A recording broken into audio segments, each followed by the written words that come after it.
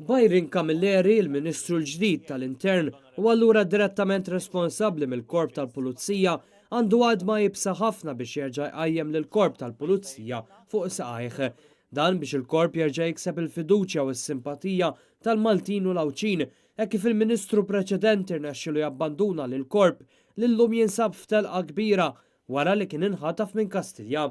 Fuq qoddimnet tal-lista tal-persuni li qed jissemmew li jistgħu jidħlu għal din il-kariga hemm l-eks fizzjali Pierre Calleja u Neil Harrison li mmilitaw għal ta' snin fil-Korp tal-Pulizija, fosthom fid-Dipartiment tal-Investigazzjonijiet Kriminali u fl-iskwadra ta' kontra droga. Sa ftit jimilu fl-okkażjoni tal-ewwel diskors ta' Robert Abela bħala mexxej laburista, Neil Harrison saħansitra der jifraħlu għal pil-folla.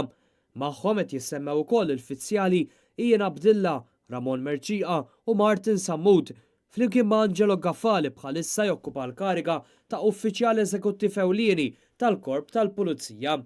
Jidher li Martin Sammut jibda b'vantaġġ notevoli fuq il-kollegi tiegħu kemm għall-fatt li huwa preferut minn Ramon Merċiqa u anke għaliex Ian Abdillah ħaraq il-karriera tiegħu bl-investigazzjonijiet fażulli illi għamel kemm fis-saga Pilatus Bank u anke b'konnessjoni mal-istorja ta' Jorgen Fenech.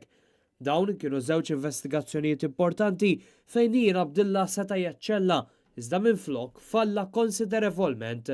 Il-Prim Ministru Robert Abela kien ikkwotat jgħid li jippreferi kummissarju tal-Pulizija minn ħdan il-Korp. Ħasra li matul l-aħħar snin bosta kienu dawk il-membri li għażlu li jitilqu minn Korp biex ma jikkompromettux lilhom infushom u l-pożizzjoni tagħhom.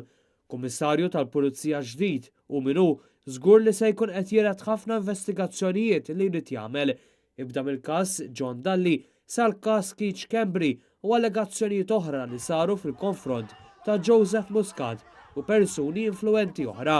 Dan apparti s-serqa ta' flus f'salarju f'pagi hekk kif maħduma mid-detail fawdex u każi ta' membri fil-Korp li sfortunatament huma involuti fin-negozju u fit-traffikar tad droga. Tantu hekk li uħud diġà ntalbu jagħmlu it-test tal-urina.